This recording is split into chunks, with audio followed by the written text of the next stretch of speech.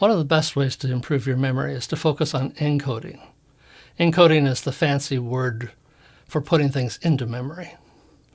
When we meet someone new, we're often focused on everything else, not so much listening to what they're saying, but we're more worried about what we're saying or what we're going to say or what we're thinking and what we're going to do next and who we're going to see next and what's going to happen. And too many things going on in our heads.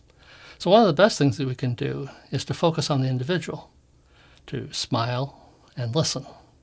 The smile helps them know that you are listening, and the listening helps to encode the information. Typically, we're not worried about trying to remember their name later. We don't think we're going to have a test where we match their name and face together. We don't really listen. We don't pay much attention to it. We just focus on what our thinking, on what's happening in our lives.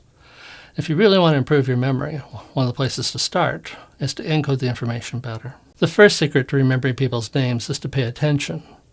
If you don't care about remembering their name, you won't. If you care about remembering the name, you'll work harder at trying to recall it, and maybe you'll do some of the other steps as well. But the first one is to say it's important, to make a decision in your head. This is an important thing to do.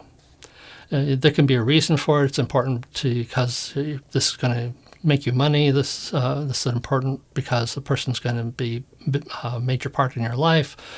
It can be important because it's important to you. But the first step is to make the decision that this is in fact something that you want to do.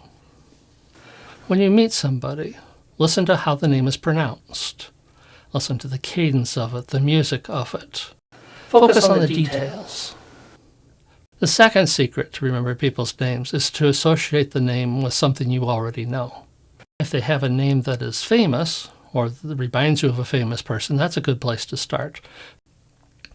If you meet someone and their name is James, and you like James Bond movies, that might be an easy association to make.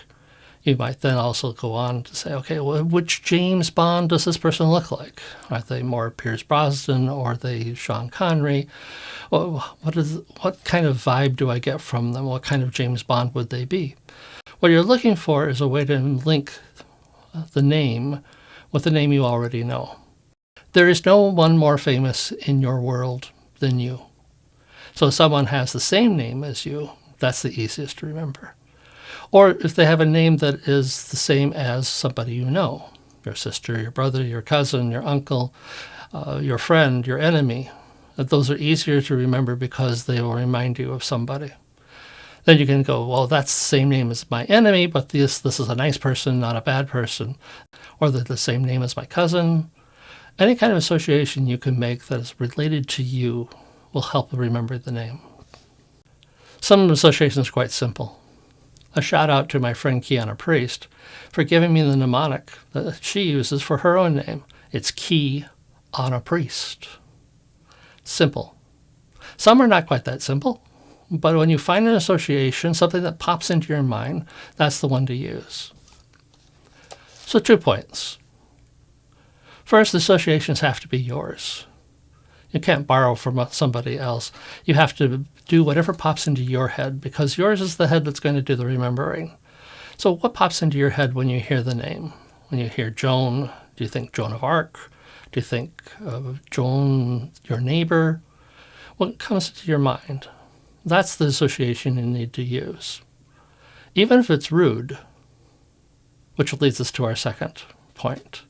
Don't share your associations. You share the name, say, oh yes, you're, and you give the name, but you don't reveal the magic of how you remembered their name. Those are only for you.